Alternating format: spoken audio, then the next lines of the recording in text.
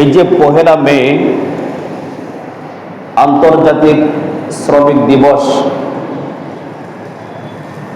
এটা 1886 সনে আমেরিকার কোনো এক রাজ্যের শ্রমিকদেরকে 15 থেকে 16 ঘন্টা কাজ করাতো।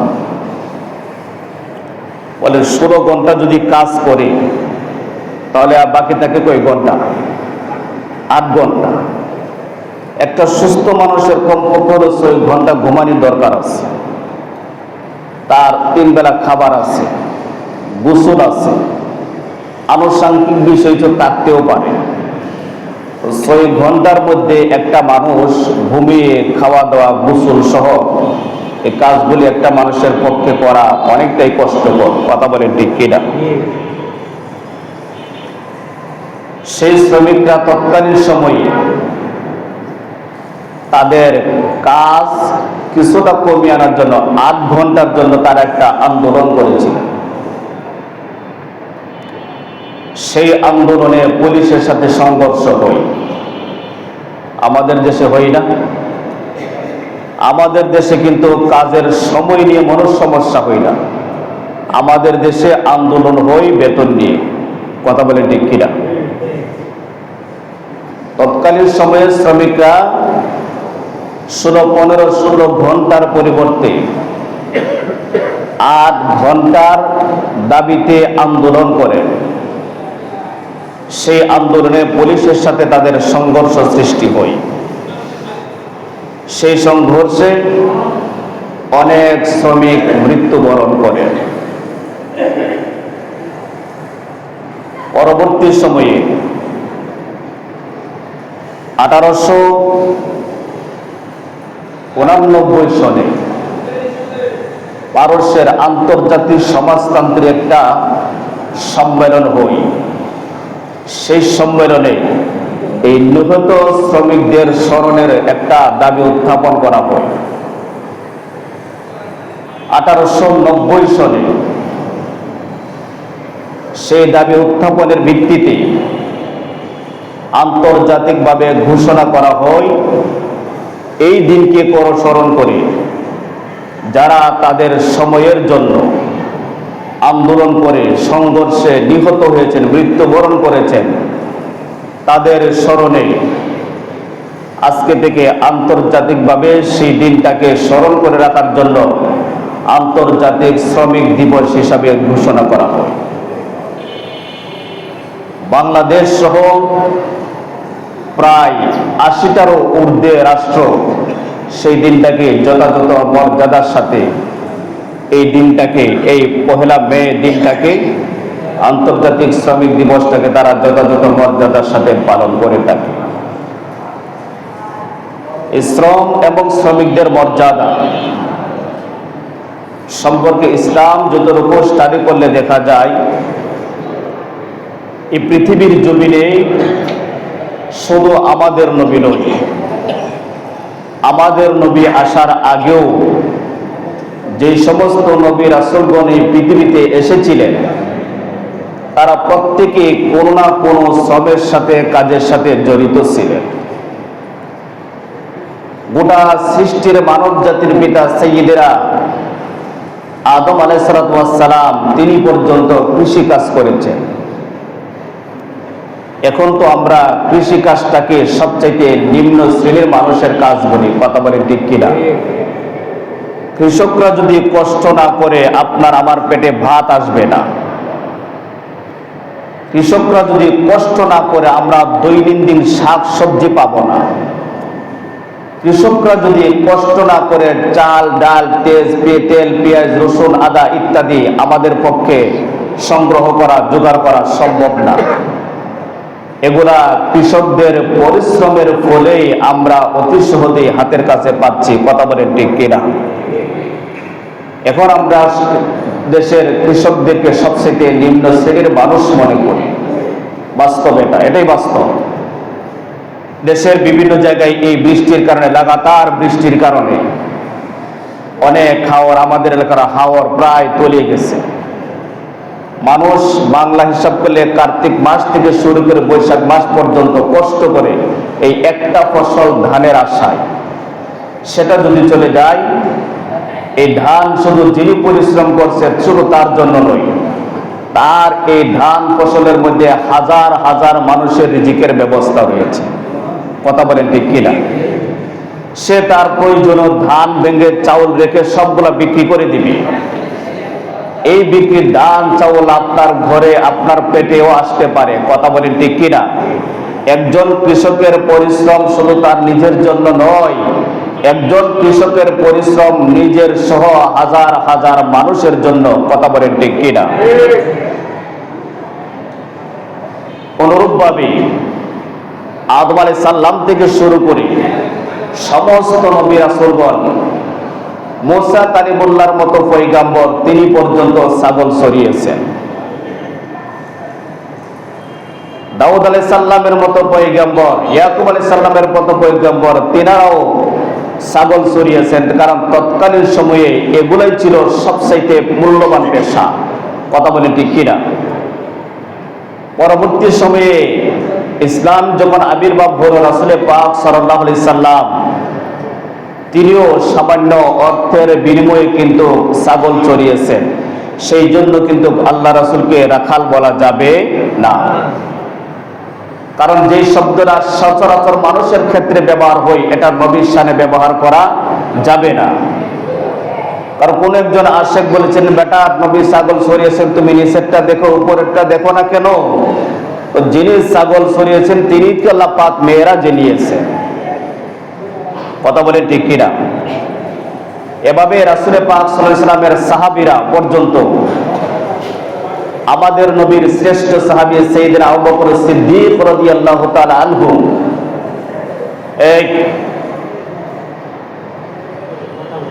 তিনি পর্যন্ত যখন ইসলামের খলিফা হলেন, ইসলামের খলিফা হওয়ার পরে আজকে যে কাপড়ের ব্যবসা, এই কাপড় তিনি কাঁধে নিয়ে মদিনার উলিতে গুলিতে হাঁটতেন আর বিক্রি করতেন। এভাবে আমাদের মাযহাবের ইমামে আযম আবু হানিফা, তিনি পর্যন্ত কাপড়ের ব্যবসা করেছেন।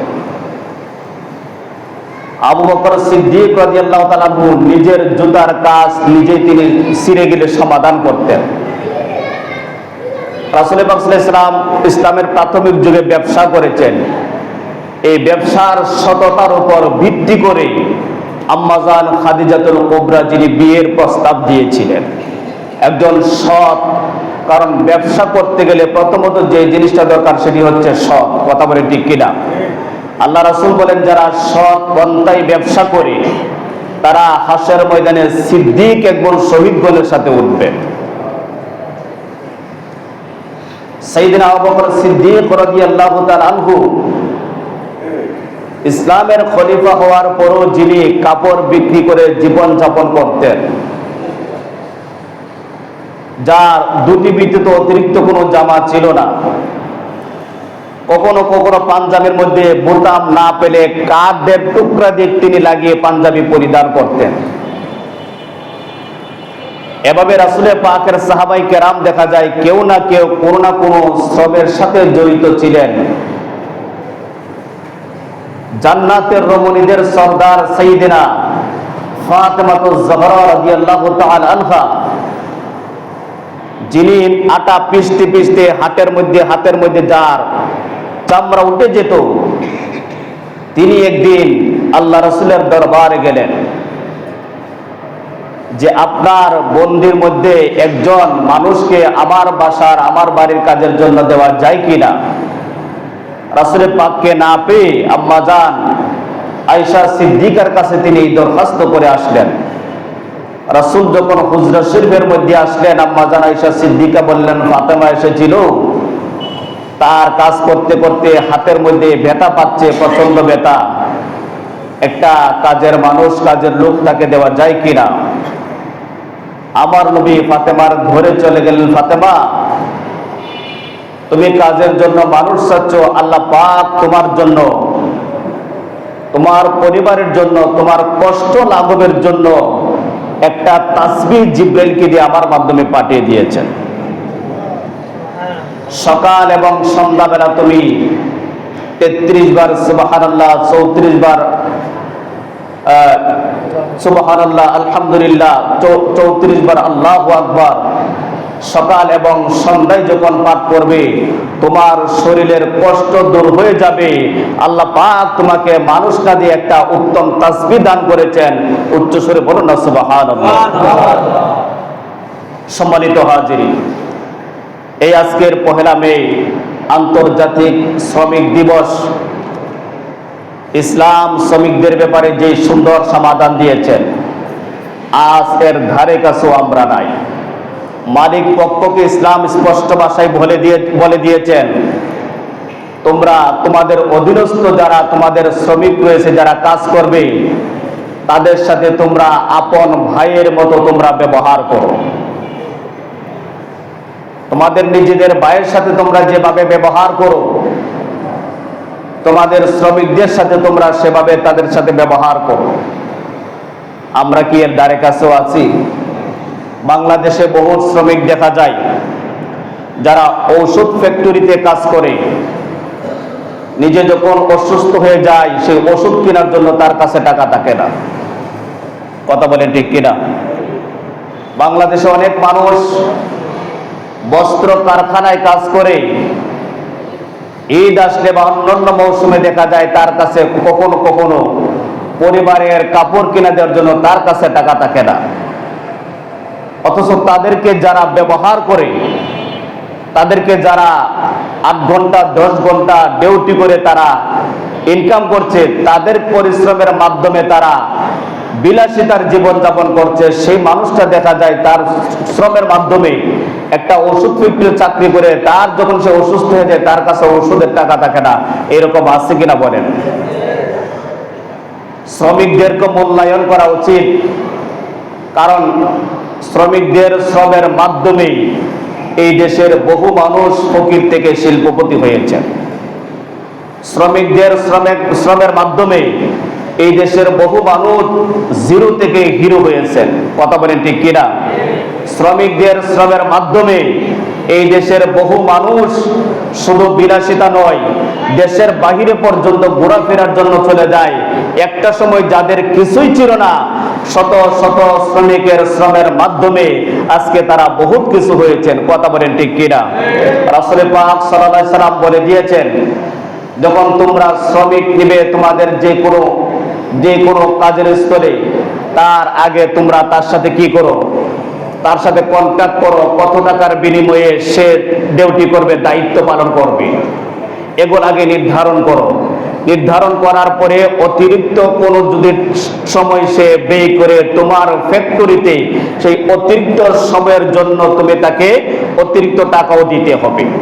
কিছু কিছু জায়গায় দেখা যায় আমি তাকে নিয়ে নিলাম 10 ঘন্টার জন্য, 8 ঘন্টার জন্য, 8 ঘন্টা ডিউটি করার পরে 1 ঘন্টা যদি কেউ অতিরিক্ত ডিউটি করায়, সেই 1 ঘন্টার অতিরিক্ত ডিউটি টাকা তাকে দিতে হবে, নতুবা সেটা তার কাছে ঋণ হিসাবে থেকে যাবে। রাসূল পাক সাল্লাল্লাহু আলাইহি ওয়াসাল্লাম বলেছেন, উম্মত শ্রমিকদের ঘাম শুকানোর আগে তাদের পাওনাগের থেকে তোমরা পরিশোধ করে দাও। এখন শ্রমিকরা শ্রম দিতে ঘাম জড়ায় না, বহু জায়গায়, সব জায়গায় না, বহু জায়গায় দেখেছে বেতন আনতে গিয়ে ঘাম জড়াতে হয়। কথা বলেন ঠিক কিনা? 1 মাস ডিউটি করার পরে তাদের কোনো কষ্ট হয় না, কষ্ট হয় যখন তাদের বেতন আনতে হয় তখন। আজকের এই আন্তর্জাতিক শ্রমিক দিবস আপনারা সেটা স্টাডি করে দেখবেন, যাদের কাজের সময় লাঘব করার জন্য আন্দোলন করেছিলেন, জীবন দিয়েছেন, বহুত মানুষ শহীদ হয়েছেন, বহুত মানুষ মৃত্যুবরণ করেছেন, তাদের মৃত্যুর কারণে আজকে কিন্তু এই দিবসটা প্রায় বাংলাদেশ সহ 80টারও অধিক রাষ্ট্র সেটা যথাযথ মর্যাদার সাথে পালন করছে। একমাত্র শ্রমিকের মর্যাদা কোনো ব্যক্তি দেই নাই, শ্রমিকের মর্যাদা কোনো গোষ্ঠী দেই নাই, কোনো সম্প্রদায় দেই নাই, কোনো দেশ দেই নাই। শ্রমিকদের মর্যাদা দিয়েছে ইসলাম, আল্লাহ এবং আল্লাহর রাসূল। কথা বলেন ঠিক কিনা? আমার ভাই বাবারা, ইসলাম এমন একটি ধর্ম যেখানে সব কিছুর সমাধান দিয়েছে। সেই জন্য আমাদের দেশে মাঝে মাঝে দেখা যায় 1 মাস ডিউটি করার পরে কোনো পরিশ্রম হতো না, যদিও সেই বেতনটা যথাসময় পেয়ে পেত, কিন্তু 1 মাস ডিউটি করার পরে কখনো কখনো কিছু কিছু জায়গায় বেতনের জন্য আন্দোলন করতে হয়। কথা বলেন, করতে হয় কিনা? হ্যাঁ, আন্দোলন করতে হয়। অথচ কাজের জন্য কোনো আন্দোলন হয় না, বেতন আনার জন্য আন্দোলন করতে হয়। এগুলা যেমন ইসলাম সমর্থন করে না। আল্লাহ রাসূল বলে দিয়েছেন, যখন তুমি কাউকে পরিশ্রম করাবে, কাজ করাবে, তার শরীরের ঘাম শুকানোর আগে তার পাওনাটাকে তুমি পরিশোধ করে দাও। আমরা সেই ইসলাম থেকে দূরে আছি বিদায় ব্যক্তিগত মতামত অনুযায়ী আমরা সেগুলো পরিচালনা করছি বিদায় ধনী ধনী হচ্ছে, গরিব নিঃস্ব হচ্ছে, সমাজ থেকে মানুষের ভ্রাতৃত্ববোধ নষ্ট হচ্ছে, সমাজে মানুষের দ্বন্দ্ব বৃদ্ধি পাচ্ছে, এমনকি খুন খারাপি পর্যন্ত সমাজে বৃদ্ধি পাচ্ছে। কথা বলেন ঠিক কিনা? দেশের বর্তমান সময়ে বেকারত্বের সংখ্যা কি বাড়ছে না কমছে? কথা বলেন। বেকারত্বের সংখ্যা যত বাড়বে, দেশের চুরি ডাকাতির সংখ্যা তত বাড়বে। কথা বলেন ঠিক কিনা? আমাদের গত কিছুদিন আগে ছিলেন এক মহাজন, যিনি যারা 53-54 বছর আগে এই দেশে জীবন দিয়ে, রক্ত দিয়ে দেশটাকে স্বাধীন করে গিয়েছিলেন। 2-3 লক্ষ মানুষের ধর্ষিতার বিনিময়ে দেশটা স্বাধীন হয়েছে। যারা স্বাধীন করে গিয়েছিলেন, আজ সেই স্বাধীন দেশটাকে 30 বছরের জন্য দাসত্বের আবদ্ধ তিনি একদম বন্দী করে গিয়েছেন। পৃথিবীতে এমন একটা দেশ যেখানে সুদের ব্যবসা চালু করলে নোবেল পুরস্কার পাওয়া যায়। কথা বলেন ঠিক কিনা? এই পৃথিবীতে, বাংলাদেশে আমার লাইফে আমি দেখেছি যারা কিস্তির টাকা পরিশোধ করতে না পেরে ফাঁসি লেগে দুনিয়া থেকে বিদায় নিয়েছেন। আমার একবার স্পষ্ট মনে আছে, আমি ক্লাস 9-এ পড়ি। ফজরের সময় খবর পেলাম, আমি অধিকাংশ সময় অঙ্ক করতে করতে আমার রাত পোহাতো। ফজর সময় খবর পেলাম পার্শ্বের এক বাড়িতে এক বৃদ্ধ মানুষ, তিনি ফাঁসি লেগে মারা গেছেন। কারণ কি? কারণ জানা গেল যে সকালবেলা কিস্তি নিতে আসবে, কিস্তি দিতে পারবেন, ওনার কাছে কোনো টাকা নাই, সেই জন্য তিনি আত্মহত্যা করে দুনিয়া থেকে বিদায় নিয়েছেন। এরকম ঘটনা বহুত ঘটে কিনা? আমাদের বাংলাদেশে বেকারত্বের সংখ্যা যত বাড়বে, চুরি ডাকাতির সংখ্যা, বেকারত্বের সংখ্যা যত বাড়বে, চুরি ডাকাতির সংখ্যা তত বাড়বে। বেকারত্বের সংখ্যা যত কমবে, তত এই দেশে চুরি ডাকাতির সংখ্যা কমবে। এতে মানুষদেরকে কর্মসংস্থানের ব্যবস্থা করে দিতে হবে। কথা বলেন ঠিক কিনা? বিশেষ করে যারা আমাদের শ্রমিক ভাইয়েরা রয়েছেন, যারা 8 ঘন্টা, 10 ঘন্টা, 12 ঘন্টা ডিউটি করে একজন মালিককে কোটি কোটি টাকার মালিক বানিয়ে দিচ্ছে, মালিকেরও উচিত তার পাওনাকে যথাযথভাবে মূল্যায়ন করা, তাকে মূল্যায়ন করা, মাস শেষ হওয়ার সাথে সাথে তার বেতনটাকে পরিশোধ করে দেওয়া। কথা বলেন ঠিক কিনা? আজ আমাদের বাংলাদেশে এমন একটা কি পরিস্থিতি সৃষ্টি হলো, দেশের মানুষ 1 মাস পর্যন্ত কষ্ট করে পরিশ্রম করার পরে দেখা যায় নিজের শরীরের ঘাম জড়ানোর টাকাটা আনতে গিয়ে পর্যন্ত রাস্তায় নামতে হয়। কথা বলেন ঠিক কিনা? আন্দোলন করতে হয় কেন? আন্দোলন করে টাকা আনতে হবে কেন? আপনার ফ্যাক্টরিতে আপনার অধীনে সে 1 মাস পর্যন্ত পরিশ্রম করেছে, কাজ করেছে, আপনি সেটা সাথে পরিশোধ করে দিবেন। এই দ্বন্দ্ব যতদিন পর্যন্ত বাংলাদেশ থেকে নিরসন না হবে, ততদিন পর্যন্ত শ্রমিক এবং মালিকদের মধ্যে কখনো সম্পর্ক সৃষ্টি হবে না। আল্লাহ রাসূল বলেছেন, তুমি তোমার আপন ভাইয়ের সাথে যেমন আচরণ করো, যেমন ব্যবহার করো, তোমার অধীনে যতগুলা শ্রমিক রয়েছে তাদের সাথে তুমি তোমার আপন ভাইয়ের সাথে তেমনটাই আচরণ করে থাকো। আমরা যদি ইসলামকে ফলো করতাম, ইসলাম অনুযায়ী যদি আমাদের, ইসলামকে শুধু আপনারা কি মনে করেন শুধু মসজিদের ভিতরে? আপনাদের ফ্যাক্টরি থেকে ইসলাম নাই? আপনার কাজের মধ্যে কি ইসলাম নাই? আমাদের ইসলাম তো সব জায়গায় সমাধান দিয়ে দিয়েছেন। আমরা যদি ইসলামকে ফলো করে আমাদের প্রত্যেকটা সেক্টরকে আমরা পরিচালিত করতাম, তাহলে দেশে আমাদের এত দ্বন্দ্ব দেখা যেত না, শুনতেও হতো না। কথা বলেন ঠিক কিনা? বিশেষ করে যারা পরিশ্রম করেন, যারা এখানে শ্রমজীবী মানুষ আছেন এবং যাদেরকে পরিচালনা করেন, এখানে যদি কেউ থেকে থাকেন, আমি অনুরোধ করব শ্রমিকদের মর্যাদা যথাযথভাবে আদায় করবেন, শ্রমিকদেরকে যথাযথ মূল্যায়ন করবেন। শ্রমিকদের শ্রমের কারণে আপনি আজকে কোটিপতি হয়েছেন, শ্রমিকদের শ্রমের কারণে আজকে আপনি শিল্পপতি হয়েছেন, শ্রমিকের কারণে আপনি আজকে জিরো থেকে হিরো হয়েছেন। এটা কি অস্বীকার করা যাবে? কথা বলেন, অস্বীকার করা যাবে? আল্লাহ পাক আমাদেরকে যেন শ্রমিক এবং মালিক পক্ষের মধ্যে যেন একটা ভ্রাতৃত্ববোধ সৃষ্টি হয়, সেভাবেই যেন তারা তাদের প্রতিষ্ঠানগুলি পরিচালিত করে, এবং এই দেশের মধ্যে যেন আমাদের মধ্যে যেন আল্লাহ পাক শান্তি রহমত নাজিল করে। মানুষের মধ্যে যে হাহাকার সৃষ্টি হয়েছে আল্লাহ পাক যেন সেগুলো চিরেই নিরসন করে দেন। আমরা সকলে বলি আল্লাহুম্মা আমিন। আমরা যারা পরিষ্কার কাবলাল সুন্নাত